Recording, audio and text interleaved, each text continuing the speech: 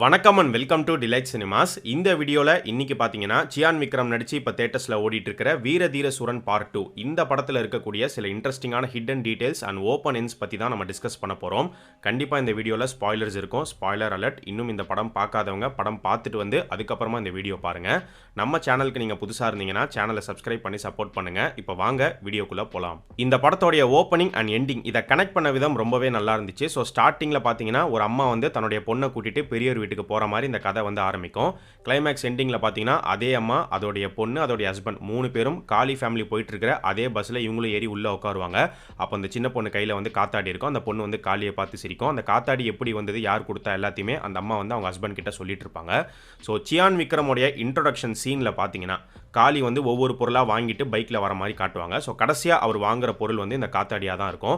அந்த காத்தாடிக்கு ஒரு close-up shot வச்சிருப்பாங்க. ஸோ அதை வாங்கி ஒரு பைக்கில் வச்சுட்டு பைக் ஓட்டிட்டு வருவார். ஸோ அடுத்த ஷாட்டே பார்த்தீங்கன்னா இவருடைய இன்ட்ரோ தான். பைக்கில் யூ டர்ன் பண்ணிட்டு வருவார். ஆனால் காத்தாடி வாங்கி வச்சதுக்கப்புறமா அடுத்து வரக்கூடிய இவருடைய இன்ட்ரோ ஷாட்டில் பார்த்தீங்கன்னா பைக்கில் அந்த காத்தாடி இருக்காது. ஸோ இதிலே நம்ம தெரிஞ்சுக்கலாம், காத்தாடியை வாங்கிட்டு அவர் வர வழியில தான் இந்த அம்மாவையும் பொண்ணையும் பார்த்துருக்காரு. இவங்க மயங்கி விழுந்திருக்காங்க. ஸோ காளி தான் இவங்களுக்கு உதவி செஞ்சிருக்காரு. ஆட்டோ பிடிச்சி ஹாஸ்பிட்டலுக்கு ஏற்றி விட்டுருக்காரு. அப்போ இவருடைய பையனுக்காக வாங்கின இந்த காத்தாடி அந்த பொண்ணுகிட்டே அவர் கொடுத்துருக்காரு. காளி வீட்டுக்கு வந்ததுக்கு அப்புறமா பார்த்தீங்கன்னா அவருடைய பையன் வந்து காத்தாடியை காணோம், காத்தாடியை வாங்கிட்டேன்னு சொன்னா எங்க அப்படிங்கிற மாதிரி கேள்வி கேட்குற மாதிரி ஒரு டயலாகும் வச்சிருப்பாங்க. ஸோ அந்த காத்தாடி எங்க போச்சு அப்படிங்கிறத கிளைமேக்ஸ் எண்டில் தான் நமக்கு வந்து ரிவீல் பண்ணியிருப்பாங்க. இந்த படத்தை பார்த்து முடிச்சதுக்கு அப்புறமா எல்லாருக்கும் இருக்கக்கூடிய கேள்வி என்ன அப்படின்னு பார்த்தீங்கன்னா, ஆமா அந்த வெங்கட்டுக்கு என்னாச்சு, அவர் உயிரோட இருக்காரா இறந்து போயிட்டாரா அப்படிங்கிற ஒரு கேள்வி இருக்கும். இதை வந்து படத்தில் ஓப்பன் எண்டாக தான் விட்டுருக்காங்க. ரெண்டுத்துக்குமே சான்சஸ் இருக்கு. ஒன்று அவர் உயிரோட இருக்கலாம், இல்லை இறந்தும் போயிருக்கலாம். ஆனால் இதுக்கான ஒரு சின்ன விஷயத்தை வந்து எண்டிங்கில் பண்ணியிருக்காங்க அப்படிங்கிற மாதிரி தான் எனக்கு தோணுச்சு. எங்கே அப்படின்னு பார்த்தீங்கன்னா கிளைமேக்ஸ் எண்டிங்கில் காளியும் அவருடைய ஃபேமிலியும் பஸ்ஸில் ட்ராவல் பண்ணி போயிட்டு இருக்கும்போது அந்த சீன் எப்படி ஓப்பன் ஆகும் அப்படின்னு பார்த்தீங்கன்னா ஒருத்தர் இருமுறை மாதிரி தான் ஓப்பன் ஆகும். காளிக்கு பின்னாடி உட்காந்துட்டு இருக்கிற ஒருத்தர் வந்து இருமிட்டு இருப்பாரு. அவருக்கு பக்கத்தில் இருக்கிறவர் வந்து தண்ணி எடுத்து குடின்னு சொல்லுவார். ஒரு தண்ணி எடுத்து குடிப்பாரு.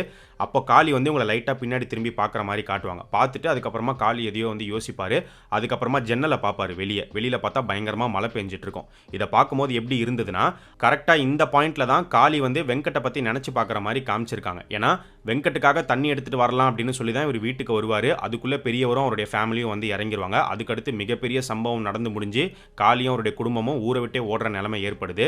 இப்போ பஸ்ஸில் போயிட்டு இருக்கும்போது பின்னாடி ஒருத்தர் உடம்பு முடியாமல் தண்ணி குடிக்கிறத பார்க்கும்போது தான் ஆமாம் வெங்கட்டுக்கு என்னாச்சு அப்படின்னு காளி யோசிக்கிறாரு. வெளியில் பார்க்குறாரு, மழை பெஞ்சிட்டு இருக்கு. மழை பெய்யுது, ஒரு வேளை பொழைச்சிருப்பானோ அப்படின்னு அவர் யோசிக்கிற மாதிரி கூட இருக்கலாம். ஸோ காளிக்கும் வெங்கட்டுக்கு என்ன ஆச்சு அப்படிங்கிறது தெரியாது. ஆனால் வெங்கட்டை பற்றி காளி யோசிக்கிற மாதிரி சின்னதாக ஒரு விஷயத்தை வந்து எண்டிங்கில் பண்ணியிருக்காங்க.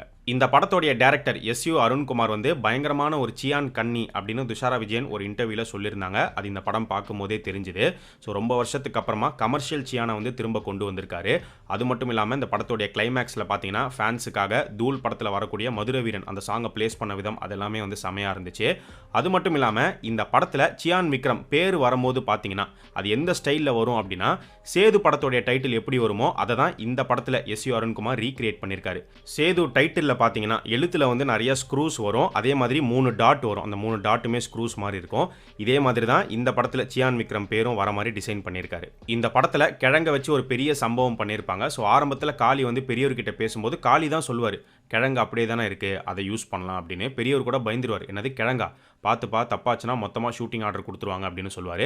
ஆனால் காளி வந்து இல்லை சரியாக வரும் நான் பார்த்துக்கிறேன் அப்படின்னு சொல்லிட்டு என்ன சொல்வார் அப்படின்னா, கிழங்குக்கு வந்து ரெக்கார்டே கிடையாது, உங்களுக்கே தெரியும்ல அது எங்கேருந்து எடுத்தோம் அப்படிங்கிற மாதிரி ஒரு டயலாக் இருக்கும்.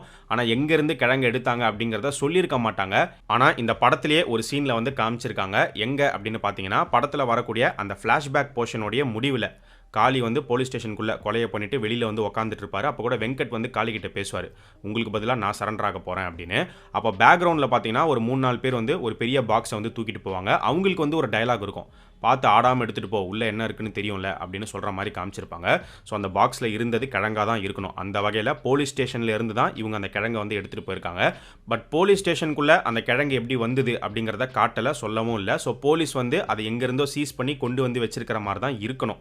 எப்படி கைதி படத்தில் அடைக்கலம் கேங் கிட்டேருந்து அந்த மிஷின் கன்னை சீஸ் பண்ணி போலீஸ் ஸ்டேஷனில் வச்சிருப்பாங்க, ஃபைனலாக கார்த்தி அதை எடுத்து ஷூட் பண்ணுவாரோ அந்த மாதிரியான ஒரு டெம்ப்ளேட் தான் இந்த படத்துலையுமே கிழங்கை வச்சு யூஸ் பண்ணியிருக்காங்க. ஆக்சுவலாக இந்த படத்தில் பார்த்தீங்கன்னா கிழங்கையும் கிழங்கையும் காலியும் நீங்கள் கம்பேர் பண்ணி கூட பார்க்கலாம். ரெண்டுமே ஒன்று தான். கிழங்கு வந்து பார்த்தீங்கன்னா ரொம்ப ஆபத்தானது, எல்லாராலையும் யூஸ் பண்ணிட முடியாது. யூஸ் பண்ணாலும் பார்த்து ஜாக்கிரதையாக யூஸ் பண்ணணும்.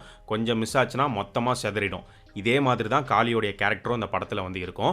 ஆக்சுவலாக இந்த படத்தோடைய ஸ்டார்டிங்கே பார்த்தீங்கன்னா எஸ்ஜே சூர்யா வந்து ஒரு சிச்சுவேஷனை யூஸ் பண்ணிக்கிறார். யூஸ் பண்ணிட்டு விடியறதுக்குள்ள அப்பம் பையன் 2 பேருமே போட்டுறணும் அப்படின்னு ஒரு முடிவு எடுக்கிறாரு.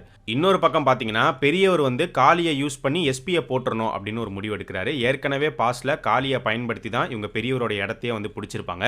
இப்போ வந்து புல்ல உசுருக்காக இவர் மறுபடியும் காளியை தேடி போய் காளியை உள்ள கொண்டு வராரு. காளியை வந்து பெரியவர் மட்டும் யூஸ் பண்ணிக்க மாட்டாரு. எஸ்ஜே சூர்யாவும் ஒரு கட்டத்தில் யூஸ் பண்ற மாதிரி காட்டுவாங்க. அவர் வந்து ஒரு டயலாகே சொல்லுவார், இனிமே நீ எனக்காக வேலை பாரு அப்படின்னு. ஸோ மாறி மாறி 2 பேருமே காளியை யூஸ் பண்ணுவாங்க. ஸோ காளி இந்த பிரச்சனைக்குள்ள வந்ததுக்கு அப்புறமா டோட்டலா எல்லாருமே வந்து காலி ஆயிடுற மாதிரி காமிச்சிருப்பாங்க. காளியோடைய மனைவி கலைவாணி எடுத்துக்கிட்டோம் அப்படின்னா காளி கூட அவருடைய கையில கலைவாணி அப்படிங்கிற பேரை பச்சை குத்தி இருப்பாரு. ஸோ கலைவாணியோடைய பாஸ்ட் லைஃப்மே வந்து பார்த்தீங்கன்னா ஒரு ஓப்பன் எண்டா தான் இருக்கும். அதையுமே கிளியரா வந்து சொல்லியிருக்க மாட்டாங்க. ஏன்னா ஏற்கனவே கலைவாணிக்கு கல்யாணமாகி ஒரு குழந்தை இருக்கு. ஸோ அவங்களுடைய முந்தைய ஹஸ்பண்டுக்கு வந்து என்ன ஆச்சு, அவர் உயிரோடு இருக்காரா இல்லையா, என்ன நடந்தது அப்படிங்கிறதெல்லாம் தெரியாது. ஸோ அதுக்கப்புறமா இவங்க எப்படி வந்து காளியை மீட் பண்ணாங்க, இவங்க எப்படி சந்திச்சு லவ் பண்ணாங்க, இதெல்லாமே வந்து ஒரு ஓப்பன் எண்டா தான் விட்டுருப்பாங்க. இந்த படத்தில் பார்த்தீங்கன்னா அந்த ஒரு சம்பவம் அப்படின்னு போட்டு பாஸ்ட்ல நடந்த ஒரு முக்கியமான சம்பவத்தை மட்டும் நமக்கு காமிச்சிருப்பாங்க. ஆனால் அந்த ஒரு சம்பவம் மட்டும்தான் நடந்திருக்குமான்னு கேட்டிங்கன்னா கண்டிப்பாக கிடையாது. அதுக்கு முன்னாடி நிறைய சம்பவங்கள் நடந்திருக்கலாம். ஏன்னா ஃப்ளாஷ்பேக் போர்ஷன்லேயே பார்த்தீங்கன்னா காளியோடைய உடம்புல ஒரு பெரிய வெட்டு இருக்கிற மாதிரி காமிச்சிருப்பாங்க. அப்போ அது ஏதோ ஒரு சம்பவத்தில் விழுந்த வெட்டாக தான் வந்து இருக்கணும். அதே மாதிரி ஃப்ளாஷ்பேக்கில் காட்டப்படுற அந்த ஒரு சம்பவம் அது முடிஞ்சதுக்கு அப்புறமாவும் ஒரு சில சம்பவங்கள் நடந்திருக்கலாம். அதுக்கான சான்சஸ் இருக்குது. அதுக்கான டயலாக் ஹிண்ட்டுமே இந்த படத்தில் கொடுத்துருப்பாங்க. எங்கே அப்படின்னு பார்த்தீங்கன்னா வெங்கட்டும் பெரியவரும் காளியோடைய வீட்டுக்கு வந்திருப்பாங்க. அப்போ கலைவாணி வந்து காளி கிட்ட பேசும்போது என்ன சொல்லுவாங்கன்னா, அவரை நம்பாத, அவர் காரி ஆகணும்னா என்ன வேணாலும் பண்ணுவார் அப்படின்னு சொல்லுவாங்க. அதுக்கு முன்னாடி என்ன சொல்லுவாங்கன்னா, அந்த 4 வருஷம் கை குழந்தையோட ரோடா அலைஞ்சிட்டு இருந்தமே மறந்துட்டியா அப்படின்னு சொல்லுவாங்க. அதுக்கடுத்து ஒன்று சொல்லுவாங்க, முந்தா நாள் கூட நம்ம பொண்ணு ஜனனி வந்து பெட்லேயே வந்து மூத்திரம் பெஞ்சிட்டா அப்படின்னு சொல்லுவாங்க. இன்னும் அவளுக்கு பயம் விட்டு போல அப்படின்னு சொல்லுவாங்க. அப்படி பார்க்கும்போது இப்போ படத்தில் நமக்கு காட்டுற அந்த ஃப்ளாஷ்பேக் போர்ஷனில் வந்து பார்த்தீங்கன்னா அந்த சம்பவத்தில் ஃபேமிலி இன்டர்ஃபியர் ஆயிருக்க மாட்டாங்க. அப்போவும் அந்த குழந்தை வந்து ரொம்ப சின்ன குழந்தையாக தான் இருப்பாங்க. அப்போது அதுக்கடுத்து அந்த குழந்தை வந்து கொஞ்சம் விவரம் தெரிகிற வயசு வந்ததுக்கப்புறமா ஏதோ ஒரு சம்பவம் நடந்திருக்கு. அதில் அந்த குழந்தை பயந்து போய் தான் இப்போ வரைக்குமே அந்த பயம் அவங்களுக்கு விட்டு போல அப்படிங்கிற மாதிரி இந்த இடத்துல ஒரு டயலாகை வந்து ரெஜிஸ்டர் பண்ணியிருக்காங்க. இந்த படத்தில் எஸ்ஜே சூர்யா கேரக்டர் வந்து பார்த்தீங்கன்னா சான்ஸ் கிடைச்சா அப்பம் பையன் 2 பேருமே போட்டு தள்ளிடணும் அப்படிங்கிற ஒரு முடிவில் இருப்பார். அதுக்கேற்ற மாதிரி அந்த ஒரு நாள் அன்னைக்கு நைட் வந்து அவருக்கான சான்ஸ் வந்து கிடைக்கும். சரி, எதனால எஸ்ஜே சூர்யா இவங்க மேலே இவ்வளோ கடுப்பில் இவ்வளோ காண்டில் இருக்காரு அப்படின்னு பார்க்கும்போது அதுக்கான ஒரு டயலாக் வந்து ஒரு இடத்துல வச்சிருப்பாங்க. அவர் என்ன சொல்வார் அப்படின்னா, இந்த ரவி பண்ண வேலையால் தான் டிசிஆர்பியில் 4 வருஷம், இபி விஜிலன்ஸில் 2 வருஷம், கரூர் பேப்பர் மில் விஜிலன்ஸில் 2 வருஷம்னு சீட்டை தேய்ச்சி இந்த போஸ்ட்டுக்கு வந்திருக்குன்னு சொல்லுவார். அப்படி பார்க்க போனால் 8 வருஷம் அவர் கஷ்டப்பட்டு தான் இந்த போஸ்ட்டுக்கு வந்திருக்காரு. இந்த ஊருக்கு வந்து 6 மாதம் ஆகுது அப்படின்னுமே ஒரு இடத்துல வந்து கான்வர்சேஷனில் டயலாக் வச்சிருப்பாங்க. அப்போ படத்தில் காட்டப்படுற அந்த ஃப்ளாஷ்பேக் போர்ஷன் அந்த சம்பவத்தினால தான் எஸ்ஜே சூர்யாக்கு இந்த நிலைமையா அப்படின்னு கேட்டிங்கன்னா எனக்கு என்னமோ அது பார்க்கும்போது அப்படி தெரியல. ஏன்னா எஸ்ஜே சூர்யா சொல்கிற டயலாக் வச்சு பார்க்கும்போது 8 வருஷம் அவர் கஷ்டப்பட்டு இப்போ இந்த போஸ்ட்டுக்கு வந்திருக்காரு. ஆனால் நமக்கு படத்தில் காட்டப்படுற அந்த ஃப்ளாஷ்பேக் சம்பவம் வந்து பார்த்தீங்கன்னா இப்போ கரண்ட்லேருந்து 10 வருஷத்துக்கு முன்னாடி நடந்த ஒரு சம்பவம். அப்போ அந்த சம்பவம் நடந்து அடுத்து ஒரு 1 or 2 இயர்க்குள்ளே இவங்களுக்குள்ள ஏதோ ஒரு பிரச்சனை நடந்திருக்கு, ஒரு சம்பவம் நடந்திருக்கு அப்படிங்கிற மாதிரி தான் தெரியுது. ஏன்னா ஃப்ளாஷ்பேக்கில் காட்டப்படுற அந்த சம்பவத்தை பொறுத்த வரைக்கும் அதில் எஸ்ஜே சூர்யா வந்து ஒரு மீடியேட்டர் தான். ஆக்சுவலாக அந்த போலீஸ் ஸ்டேஷனில் ரவியும் கண்ணனும் வந்ததுக்கப்புறமா கண்ணனே வந்து ஒரு டயலாக் சொல்கிற மாதிரி இருக்கும். என்ன உங்களுக்கு சஸ்பென்ஷன் வரும் அவ்வளோதானே, நாங்கள் பார்த்துக்குறோம் அப்படின்னு தான் அவர் சொல்லுவார். ஸோ இவங்களுக்குள்ள பகலாம் எதுவுமே இருக்காது. பட் எனக்கு தெரிஞ்சு இந்த சஸ்பென்ஷன்லாம் முடிஞ்சு திரும்ப எஸ்ஜே சூர்யா வந்ததுக்கப்புறமா இவங்களுக்குள்ள ஏதோ ஒரு பிரச்சனை ஏற்பட்டிருக்கணும். அதுக்கப்புறம் ஏதோ ஒரு சம்பவம் நடந்திருக்கலாம். அதுக்கப்புறமா தான் இப்போ பெரிய ஒரு இடத்த பிடிச்சிருக்கிற ரவியும் கண்ணனும் வந்து பார்த்தீங்கன்னா இவரை சும்மா விடக்கூடாது அப்படின்னு சொல்லி இவர் அலக்கழிச்சிருக்கலாம். ஸோ இன்னும் இந்த மாதிரி நிறைய டீடைல்ஸ் அண்ட் ஓப்பனன்ஸ் வந்து இந்த வீரதீர சூரன் படத்தில் இருக்குது. அது எல்லாத்தையுமே நம்ம இன்னொரு வீடியோவில் பார்க்கலாம். நீங்கள் இந்த படம் பார்க்கும்போது ஏதாச்சும் டீடைல்ஸ் நோட் பண்ணியிருந்தீங்கன்னா அது என்ன அப்படிங்கிறத மறக்காமல் இந்த வீடியோடைய கமெண்ட் செக்ஷனில் சொல்லுங்கள்.